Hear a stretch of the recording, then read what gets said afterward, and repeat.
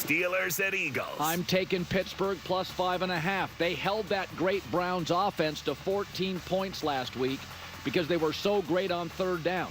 They are tied for first in the league in turnover differential. They don't give it away, but they take it away. Their offense leads the NFL in time of possession. Their defense is the second best in the league on third down, and Russell Wilson, since week 7, top 5 and 6 in everything. Meanwhile, the Eagles, Jalen Hurts held under 25 pass attempts, 3 straight games, kicking issues with Jake Elliott, A.J. Brown drama. Mike Tomlin is the best underdog coach in NFL history. Not an opinion, a fact. I think it goes down to the end. I will take the Eagles to win narrowly again. 5.5, way too many points. Take Tomlin. Okay. So I'm looking at this not from a spread perspective. I never do. I don't care about the 5.5 points, this, that. We're just here to talk about are going to beat the Steelers. I'm going to look at this from a more Steelers perspective than an Eagles perspective right now, because I've recently about this, especially with all like the A.J. Brown.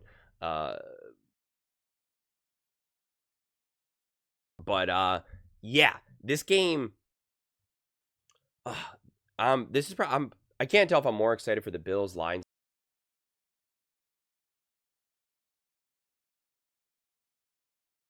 I already know it.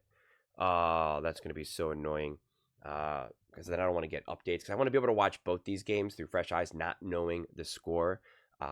This will be the game that I most likely watch live, though, because I think this game is also technically on earlier. I feel like the Lions-Bills game is like a 4:25 or, one of those type situations.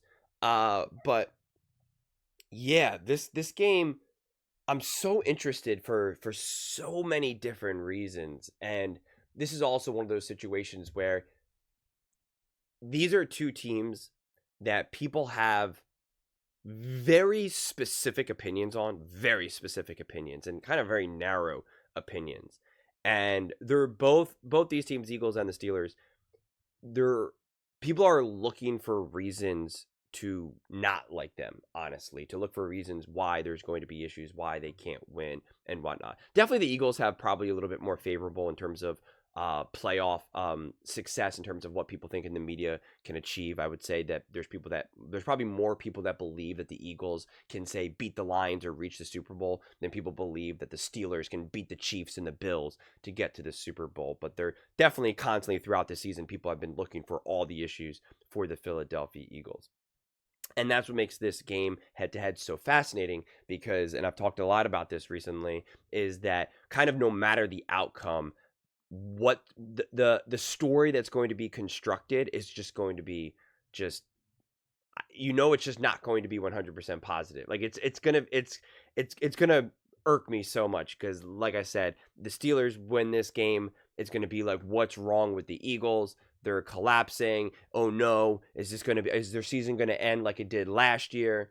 And on the flip side, if the Steelers lose, people will be like, see, the Steelers can't beat good teams. The only good team they beat were the Ravens, and, the Ravens are not that good, right? It'll just, the way how it's constructed. And so I'm like, I'm so fascinated to see what the headlines are going to be. And I wish we could live in a world where I could see both sides of this, because I would love to know what is Colin going to open up the show with if the Steelers roll the Eagles, or if the Eagles roll the Steelers, or again, if it's a close game. Like I want to know what people are going to say, even though I honestly know what they're going to say to begin with, before it even happens, honestly, because not because I'm a genius, but because I think it's just genuinely, very predictable on an elementary level.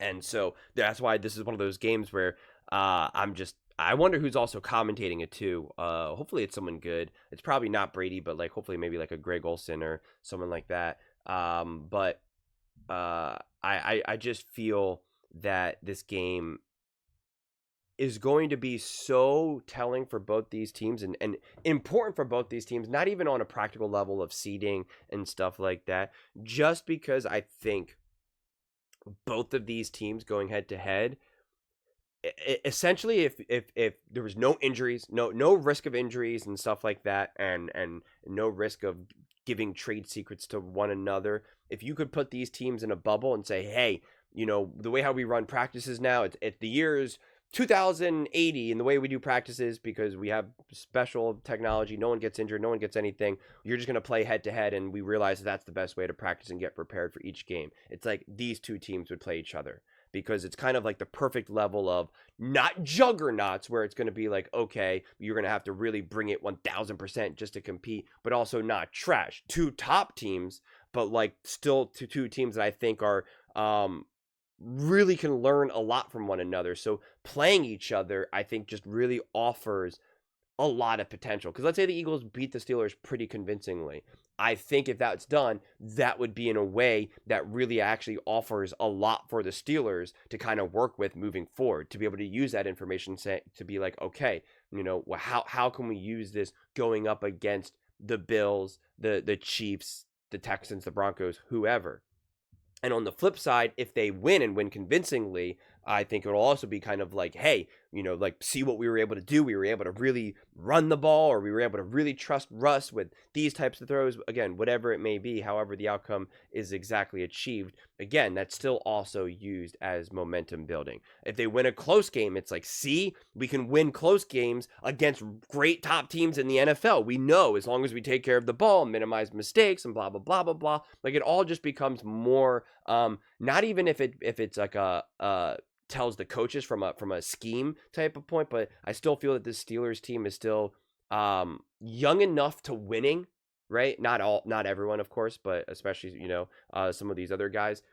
Just to kind of these guys still need to have the belief. They still need to have this instilled in them of like what's possible for this team. Even if people like Mike Tomlin and Russ know, I can guarantee you there's still plenty of other players on that team that still need convincing just because of their sheer youth and inexperience of actually winning in the NFL at the highest level.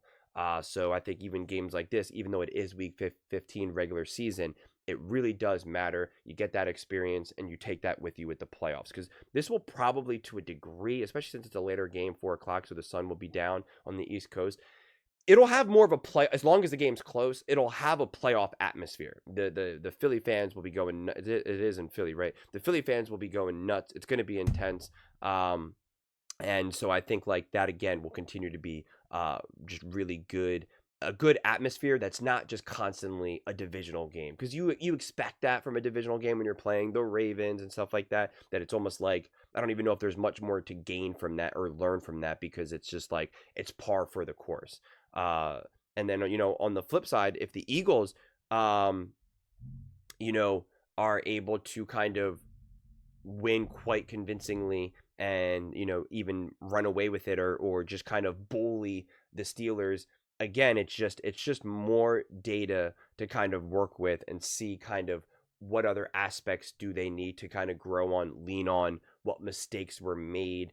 So I just think at this point of the season, going up against a team like this, win or lose from a truly practical standpoint, is just it's actually really beneficial. I really do stand by that, because I still think there's still stuff to learn. People think that like, oh, well, it's week 15, you're supposed to have everything figured out.